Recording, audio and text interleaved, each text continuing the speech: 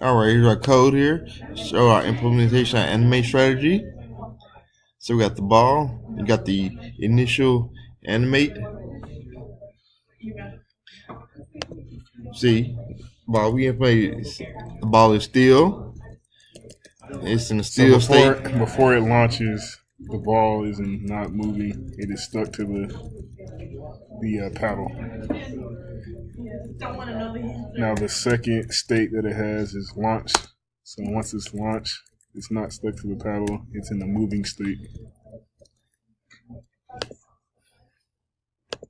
Here in this diagram, you can see that the ball is our subject, and that we have the ball animation strategy, not launch, overrides ball animation strategy. In launch, operates the other animation. So these two states implement the animation strategy. You can see in our code.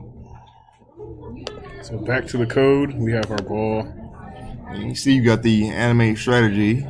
So here we have our if statement. So if the state is not launch, we call our not launch implementation, and then we animate it. So not launch, it just moves along with the paddle.